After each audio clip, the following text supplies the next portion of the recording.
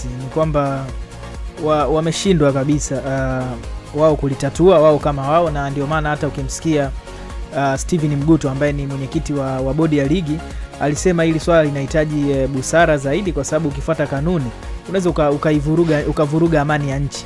Kwa hiyo kama wao wameshindwa, basi zinakuja mamlaka nyingine ambazo zina nguvu na pengine wanaweza wakawaweka watu chini wakafanya maamuzi. Kwa hiyo kitendo cha serikali kuingilia kati, hiyo inaonyesha wazi kabisa kwamba bodi ya ligi pamoja na TFF wamelishindwa hili swala. Kwa hiyo serikali ndio itakuja hapo, ndio inakuja issue ya busara sasa, ambapo lazima pande zote mbili watashawishiwa kwa maneno mazuri na kwa ahadi nzuri, basi mwisho wa siku utaona kile misimamo ya watu itawekwa pembeni na watafuata kile ambacho kinatakiwa kufanyika. Maana yake sasa unataka kuniambia hapo ni kwamba Yanga na Simba wako nje ya kanuni ambazo wenyewe ndio walizitunga. Maana yake ukipitisha kwenye kikao cha pamoja, wao ndio walikuwepo kwenye kuzipitisha. Kwa hiyo wako nje ya kile ambacho wamekipitisha ndani ya bodi. Hilo liko wazi kwa sababu ama wao ni wakubwa, nataka kusema hivyo. Wao ni wakubwa kuliko kanuni ambazo zinaongoza soka letu. Unajua nadhani ni mazoea na ile lifestyle ambayo Tanzania tuko nayo. Sisi tumekuwa ni watu ambao kwanza hatuzijui sheria na hatufuati sheria, tunafuata mazoea. Mazoea ni desturi bila shaka. Tuna desturi ambazo sisi tunazo, ndo ambazo tunaishi nazo mara nyingi. Kwa hiyo ukiangalia kanuni zinafahamika na wao ndio ambao wameziweka, lakini ukifuatilia kiundani unaambiwa Yanga walikuwa hawajasajili timu yao ya vijana kabla ya ligi kuanza, na kwa kanuni za bodi ya ligi, timu ambayo haijasajili timu yake ya vijana manake haina vigezo vya kushiriki ligi. Kwa hiyo manake Yanga itakiwa msimu huu wasishiriki ligi, wakaonewa huruma, lakini wakayamaliza wao wanavyojua. Swala la usajili wa klabu ya vijana ya Yanga likacheleweshwa kwa sababu tu wao ni Yanga. Kwa hiyo huyo ni utamaduni. Pengine yawezekana Simba na Yanga si kubwa mbele ya kanuni, ila kutokana na utamaduni uliopo na desturi zetu sisi wa Tanzania ndio kitu ambacho kimetufikisha hapa. Kwa hiyo kwangu mimi naamini kabisa kama wote watakubaliana kufuata kanuni, hamna mtu ambaye atakuwa mkubwa kwa kanuni. Lakini kutokana na kwamba ile lifestyle na desturi ambazo watu wamekuwa wakiishi nazo, yale mazoea ndio kitu ambacho kinapelekea haya mambo yao yanatokea mara kwa mara. Kwa sababu kama ni issue ya kanuni ilitakiwa ingeanza mwanzoni pale ambapo Yanga hawajasajili timu yao.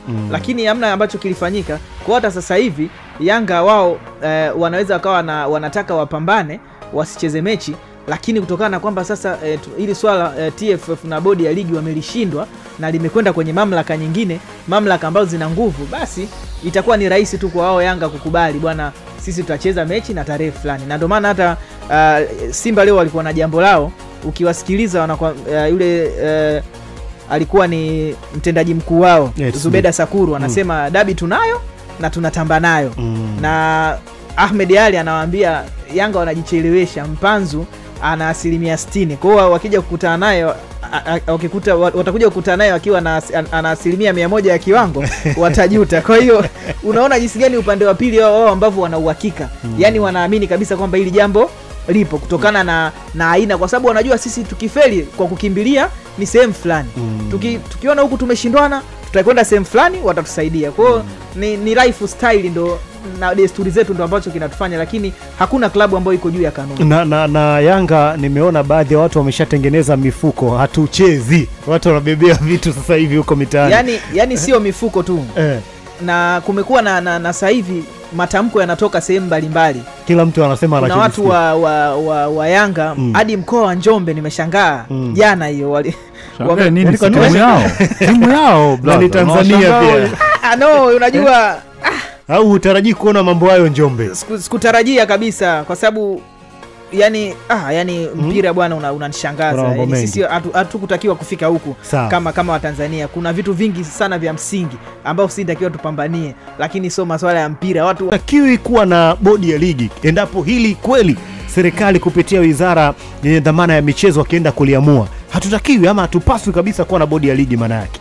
kabisa, kwa maana kwamba majukumu yao ya msingi ambayo wanatakiwa kuweza kwenda kuyafanya watakuwa wameshindwa kuweza kwenda kuyafanya. Kwa hiyo kama kile inapotokea changamoto yoyote kubwa, unakwenda kupeleka changamoto hizo kwenye mamlaka nyingine, maana yake nyinyi ambao mnashughulikia hiyo mamlaka hamna hiyo power ya kuweza kushughulikia masuala yenu. Kwa hiyo kwangu mimi binafsi, kama hili jambo litakwenda kushughulikiwa na kwenye masuala ya Wizara ya Kimichezo, maana yake bodi ya ligi wameshindwa kuweza kulisimamia hili. Kwa maana hiyo hawafai kuweza kuwepo pale, waachie watu ambao wanaweza kuweza kushughulikia masuala madogo pamoja na masuala makubwa kama haya ambayo pia yamekuwa kishika yakiteka hisia za watu wengi sana. Kwa kwangu mimi, kwa bodi ya ligi wameonyesha udhaifu kwenye eneo kama hili, eneo ambalo ndiko linahitaji issue ya kanuni tu kuweza kulifuatisha na kuweza kwenda kutoa maamuzi. Ilikuwa haina haja kumwangalia nani amekosea, nani amepatia, nani atahukumiwa vipi, itakuwaje mara baada ya kuhukumiwa. Kulikuwa hakuna haja ya kufikiria hivyo. Wewe unachotakiwa kuweza kufanya ni kama ambavyo huwa wanatoa adhabu kwenye matukio mengine, kwa maana kwamba timu ikipita kwenye geti lisilohusika watu wanakwenda kuangalia kanuni. Hapa bana, ulipita kwenye geti lisilohusika, kanuni inasemaje, kanuni inasema hivi, watu wanapigwa fine. Ilikuwa pia inatakiwa ifanyike hivyo hivyo kwenye hili tukio, kwa maana kwamba kwa nini mechi haijachezwa, sababu ya msingi ni nini, nani ambaye amesababisha mchezo usifanyike. Watu walikuwa wanakwenda kupigwa fine au kuangalia kanuni ambazo zinaongoza, mwisho wa siku kuja kutoa maamuzi kutokana na kanuni ambazo zimewekwa. Hizo nadhani ilikuwa ni issue ya msingi. Lakini pia ukisikiliza taarifa ambayo imetoka ambayo Isa amezungumza hapa, nadhani yenyewe inazungumza wao wanaenda kukaa kujadili nini sababu ya mgogoro huu baina ya Simba, Yanga pamoja na bodi ya ligi. Wao wanakwenda kujadili. Sijaona issue ya wizara kuweza kwenda kutolea ufafanuzi. Wao wanachotakiwa, wao walichokizungumza hapo ambacho Isa alikuwa anakisoma, kwa maana kwamba wao wapo tayari kuzisikiliza hizi pande tatu, kwa maana kwamba Simba Sports Club, Young Africans pamoja na bodi ya ligi, nini ambacho kilipelekea mchezo siweze kufanyika. Mara baada ya hapo sasa, wao kama wizara watakuwa na nafasi ya kuweza kushauri kama hivi vilabu pamoja na bodi ya ligi watakuwa wameshindwa kufikia pale ambapo wanahitaji kuweza kufikia. Lakini binafsi sijaona kama wizara wanaweza kwenda kulichukua moja kwa moja, lakini kama wataichukua moja kwa moja pia inaweza kawa na athari mbaya zaidi kwenye hili tukio, kwa maana kwamba wizara wakilichukua wakisema kwamba mechi ichezwe, upande mwingine usiporidhika wanaweza kwenda kupeleka malalamiko, kwa maana kwamba serikali imekwenda kuingilia michezo. Tunaweza tukaangukia sehemu mbaya zaidi kuliko hapa ambapo tupo. Kwa kwangu mimi binafsi, kwenye hii issue serikali wanatakiwa kuendelea kubaki watazamaji tu, wapate nafasi ya halitaisha ili hali. Lakini wakitaka kutolea ufafanuzi, kwa maana kwamba wakitaka kutoa maelekezo na yafuate, upande mwingine usipolizika na hayo maelekezo ya serikali. Unadhani inawezekana kweli kuna upande ukakataa kabisa kuisikiliza wizara? Kwani kuna umeona Mwanda wanachokisema hicho? Hayo ndio mazoea ambayo yanatufikisha hapa. Yani kuna kipindi kupeleka mpira mahakamani. Watu walikuwa wanaamini kwamba haiwezekani kupeleka mpira mahakamani. Kwa kila mtu alikuwa anafikiria kuhusu Yanga Simba kushiriki michuano ya kimataifa, kushiriki michuano ndani, lakini watu walipochoka akasema acha tu tukafuate haki huko ambako tunaamini tunaweza kwenda kupata haki yetu. Kwa hiyo mimi naamini haya maamuzi ambayo kama serikali itaamua kuingilia, yakitokea maamuzi ambayo wengine hawatakuwa tayari kuyafuata, na mimi tunaweza tukaangukia pabaya zaidi kuliko hapa ambapo tupo. Sawa. Binafsi serikali ibaki kwenye eneo la kushauri tu, sio kutoa maamuzi kwenye hili sakata. Bodi ya ligi endelee kutoa maamuzi yao. Ndio. Dakika ni 6. Nyuma yake kuna watu wakubwa ambao wapo serikalini ambao wanavisimamia hivi virabu, wana nguvu kwenye hivi virabu na wana kauli ambayo inasikika ndani ya hivi virabu. Ni right. Kwani ni uongo? Kwani kuna baadhi ya mashabiki ambao wana nguvu serikalini ambao ni walishawahi kuwa viongozi serikalini ambao wapo nyuma hivi virabu. Kwa hiyo kama wapo nyuma hivi virabu au mashabiki, inakuwaje kesho au kesho kutwa katika hicho kikao ambacho watakaa baraza la michezo wakiwepo na wao? Kuna sintofahamu yoyote ya kupinga, labda kusema kwamba mimi Engineer Elsi naendelea kusimamia msimamo wangu huu? Kwa sababu kesho utakuja kuambiwa hii Yanga uliikuta na wewe utabakia kuwa kiongozi wa muda na utapita na itabaki Yanga. Kuna historia ya Yanga Africans, na mwingine utakuja kuambiwa Simba uliikuta, kuna historia ya Simba Sports Club, itabaki na itakuwepo siku zote na wewe utapita tu kama kiongozi. Kwa hiyo mimi naamini kwamba hichi kikao ambacho kinaenda kutokea kinaweza kwenda kupata suluhu, lakini hii suluhu sio nzuri kwenye mpira wetu. Yani sio tiba kwenye mpira wetu. Hichi mimi nitabaki na lia nacho na nitabaki na kisema kila siku. Kama sehemu tayari tulishatengeneza kanuni, kama alivyosema Ari Luambano hapa, sehemu ambayo ina kanuni, kwa nini tunaenda kuiingiza serikali?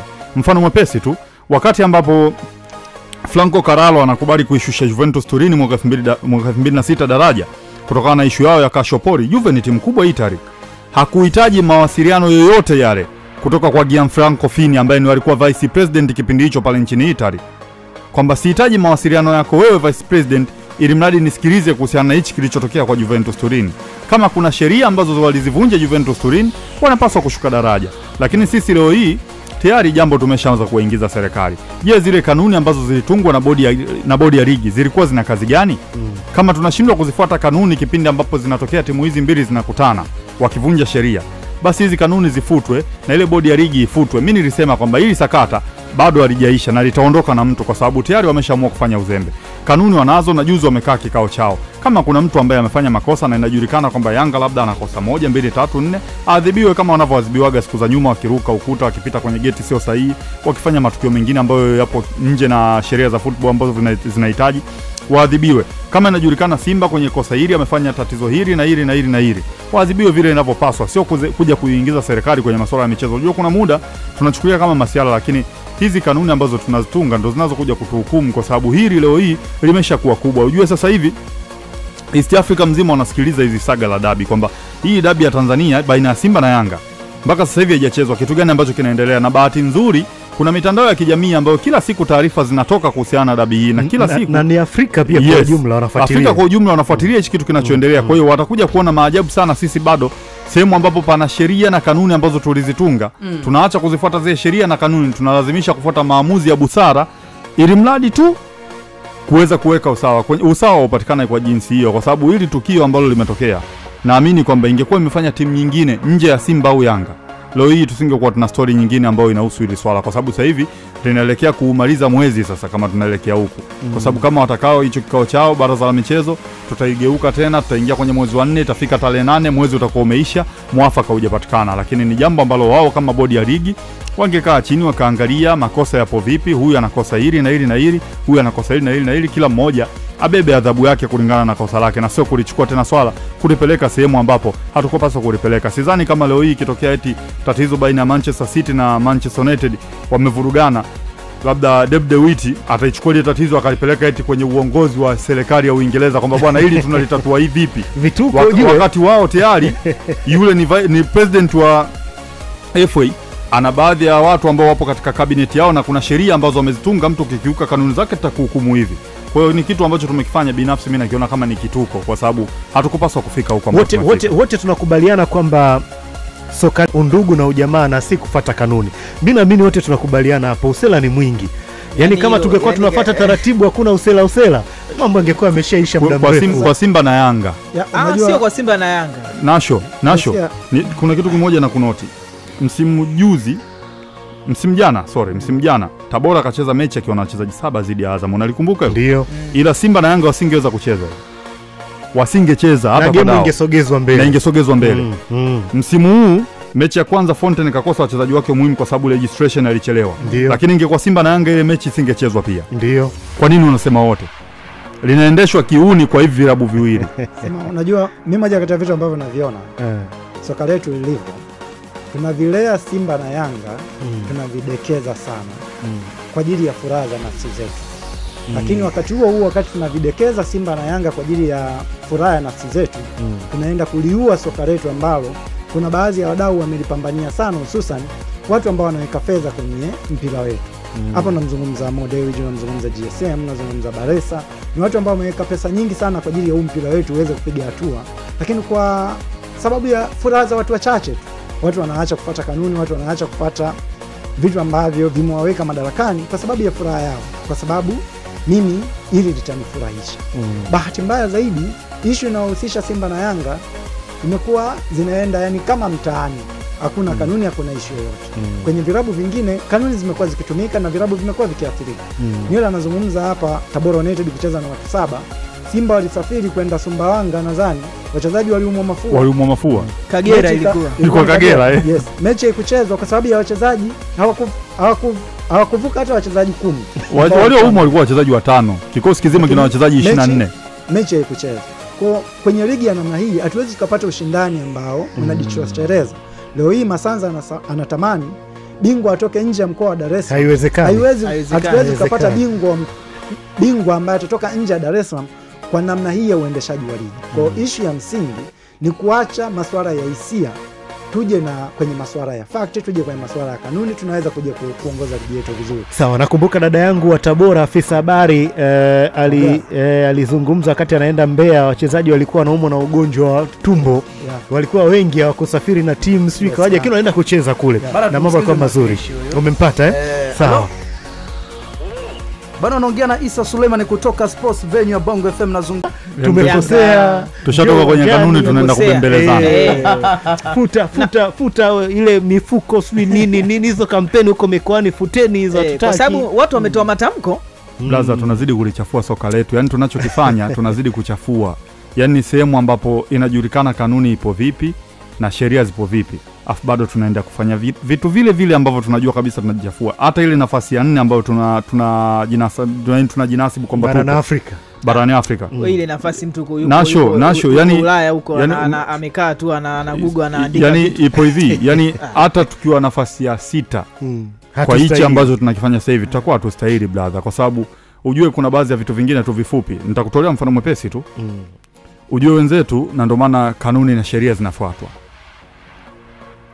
Najua nitaruka kidogo kuelekea sehemu ambapo haparuhusiwi, lakini simuona alichokifanya Teboho Mokoena. Lungu linawakuta Sauzi. Hiyo kabla hata sheria hawajarukia upande wa pili, kwa sababu ni kweli amefanya na lungu litawakuta Sauzi. Wenzetu wanafuata sheria. Sasa sisi kosa limefanyika, linajulikana, kama wote wana makosa waadhibiwe wote basi. Watoto wa kwanza wa familia, Kurwa na Doto.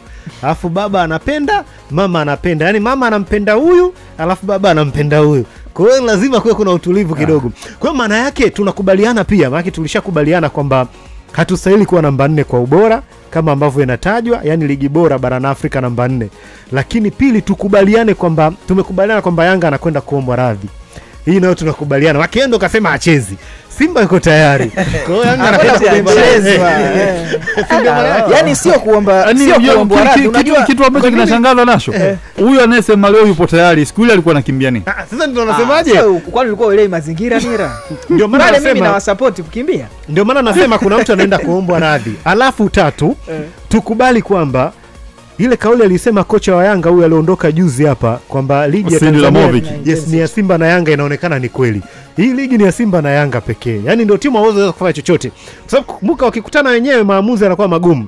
Lakini swala la Simba kumsajili bwa mdogo yule kutoka KMC walivunja kabisa sheria yani pale. Tutamalizana na kweli wakamalizana. Hata Yanga walivomchukua ule kocha wao. Yes. Abdulhamid Mwarim. Kwa hiyo bado hizi timu ndio zimeshika ligi yetu. Ile namba 4 kwa ubora Afrika ni Simba na Yanga. Haitakiwi. Mbona hata Ulaya pale Hispania kuna Real Madrid na Barcelona. Yes. Na mambo mbona yanaenda? Barcelona katoka nje ya financial fair play, haendani na misingi ya La Liga inavyohitaji, anakataliwa kusajili. Watu wamwambia zaidi ya mara 6 Dani Olmo umregisti mpaka upunguze baadhi ya gharama ambazo zipo ndani ya klabu yako. Na amefanya hivyo, kamuondoa McBenal baada ya kupata injury, kuna baadhi ya wachezaji kawaondoa kuwapeleka Uarabuni, ndio kaweza kuingiza jina la Dani Olmo. Kwa hiyo kuna muda tu tunaamua ni sisi wenyewe kuvidekeza hivi virabu. Yaani unajua kuna kauli ambayo ameongea ali kwamba kuna wao sio kuangalia wale ambao wameupigania mpira wetu mpaka umefika hapa. Okay fine, leo hii unaenda kumuomba msamaha Young Africans. Vipi kuhusu wao ambao wana haki za matangazo? Hawajaingiza hasara? Anaombwa radhi. Wote wanaombwa radhi. Yaani hapo ni radhi kwenda mbele mpaka kwa mashabiki. Yule tena ndo ataambiwa yaani usiongelee yule tu. Yule ndo ataambiwa kama utaki tunampa mwingine. Si wanaitaka ligi. Nasho, yaani usiongelee yaani yule yaani katika watu yule hawezi kuongea sana. Yule kwanza mwenyewe anaitaka. Sisi tumeshika mpini, yeye kashika makali.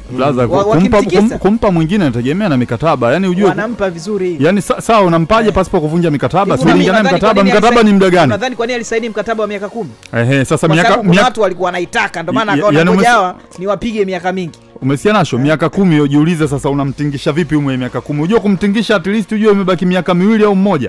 Hivi miaka 10 ndio kwanza msimu wenyewe unusu. Kiukweli kwa wale ambao wakichukua ligi sidhani kama inaweza ikawa kwenye quality kama hii. Kwa nini siwe? Ukiangalia yule mara kwanza si haijaribu au mara kwanza hajai kujaribu kwenye majiji machache tu.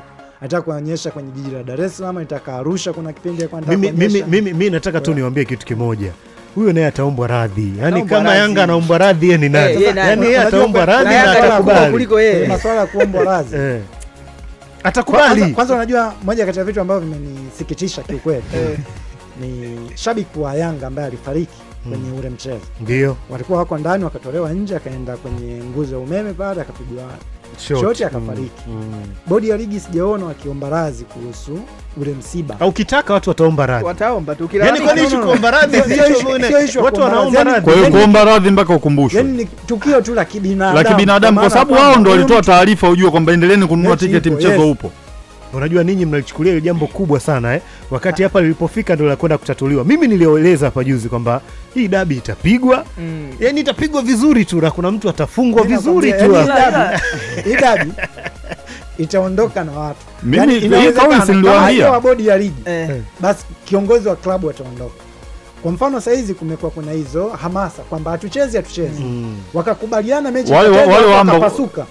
Kuna watu wataondoka. Baba wale wale umeshakwambia wamwambie yule rais wao Msela. Alafu kuna mmejisaulisha kauli ya mama rais wa Jamhuri ya Muungano wa Tanzania Mama Samia kuhusiana na issue ya Feitoto. Unakumbuka? Watu waligoma acheze. Ila blaza yani mama mambo yaishe dogo ile kule ila Fancy. Hivi si unajua huu ni mwaka gani? Na ndio maana nasema ngoja si unajua huu ni mwaka gani? Najua ndio. Na huu mwaka si unajua kuna vichinjio? Ndio. Sasa unaweza ukacheza vibaya kujifanya unalisuluhisha hili, alafu upande mmoja wa kanuna. Sasa nikwambie kitu ili kulihitimisha hili ni kwamba kauli itatoka juu na huyo waziri mwenye dhamana ya michezo ni maagizo tu haya. Kwa sababu amesimama pale. Bwana mimi nimechoka kupiga simu. Mimi nakwambia ukweli. Kawaambie, nimeshawaambia. Lakini kaongee nao na wewe mlimalize alafu waseme wenyewe hao ambao wamesema wacheze. Waseme wanataka wacheze lini. Yaani wao ndio wenye mechi. Watasikia basi tumeshakubali mechi itapigwa tarehe 20 mwezi wa 4. Ngoma inakuja kupigwa kweli fresh tu kwa sababu mwaka huu na matukio makubwa mkumbuke. Lakini hizi timu pia ni timu kongwe hapa nchini. Yaani umesikia hii mechi ikikubalika inacheza. Hii mechi mjomba wako hiyo. Aondoki mtu. Wapi? Hii mechi inaondoka na mtu safari hii. Mjomba anachezwa. Kama mechi inachezwa, Yanga yuko nyumbani tena. Yuko nyumbani. Akiweka mabaunza wake tena inakuwa. Agenda mmiliki wa uwanja kwa maana kwamba bane utaratibu wetu nao hawaendi tena. Kakwambia nani? Kakwambia nani?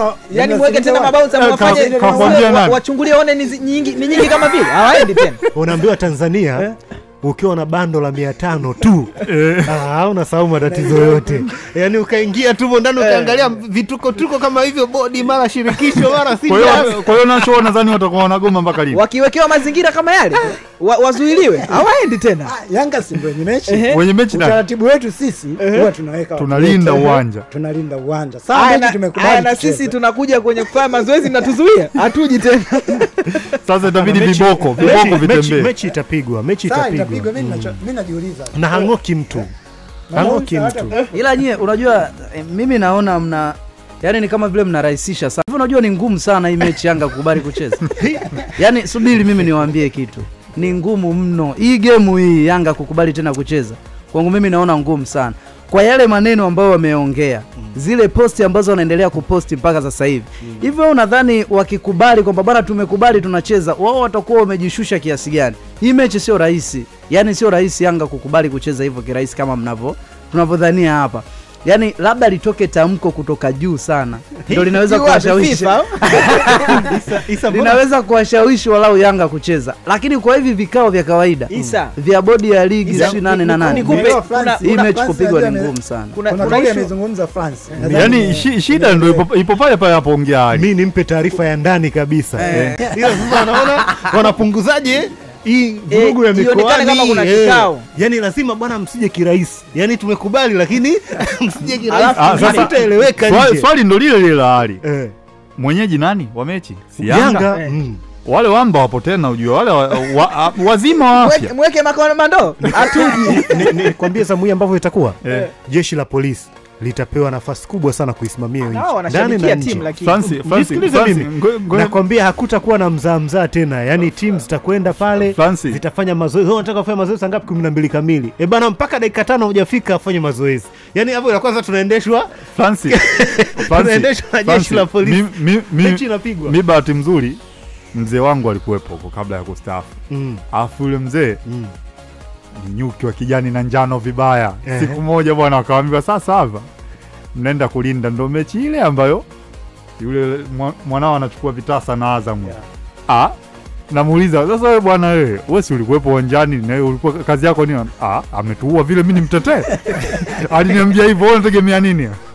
Ndio inakuwaga hivyo. Kwani labda tuulizane hapa ndani, kuna mtu ana historia yote ya dabi kuto kuchezwa yani kwenye ligi kama hivi alafu haijapigwa tena? Yaani nani ambaye anayo hivi atukumbushe? Ile Simba aliweka mpira kwa fani. Sasa ile first half, yani ile imepigwa first half. Umesikia? Ama yake hii mechi malizike. Imepigwa. Ali, wewe siku tumwambie tu France amtafute kiongozi mmoja aje hapa. Maana unaambia ile ngoma imepigwa. Ile kipindi cha kwanza 3. Kwenda ndani kumwambia yule jamaa chungulia, akamwambia bwana mkirudi kuna 4. Bora tupige hizi 3 bila kuliko kumalizia na zile. Wamekubali yani. Kwa hiyo unajua kinachotokea ni nini? Watu wanachungulia na upande huu ambao umekimbia wanasema waliogopa unyonge. Kwa hiyo wamechungulia kweli wakaona haiwezekani. Mara nyingine tena hii. Alafu nyingi. Kwa hiyo sasa unajua kwa namna yoyote ile mechi itapigwa. Sasa hizo wameshazipunguza. Ngapi sasa hivi? Sasa kama nyingi sana 2-1. Hizo hazijapungua kitu. Mechi 5 mfululizo. Sasa sio ile dakika ya jioni kabisa ile. Hapo unajifunga mwenyewe hiyo. National la pili pa. Yaani kuliko kupigwa 7.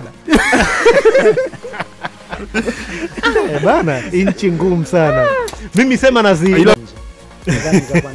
hiyo ni ngumu. Ngoja kwa mimi nakuunga mkono mlongo katika siku ambayo umeongea point leo. Yaani ni leo. Hiyo imekaa vizuri. Yaani kabla ya dabi kuomba refa kutoka nje, kuomba waamuzi kutoka nje. Tuombe kuwa na bodi ya ligi ambayo kutokea nje. Yaani watu ambao hawatakuwa wanaangalia hisia zaidi, wakawa wanaangalia uweledi na kufuata kanuni. Sasa hapo ndo anakuja mtu kama Mark Bullingham yule aliyowaambia Everton hapa kuna pointi 10 hazipo hapa.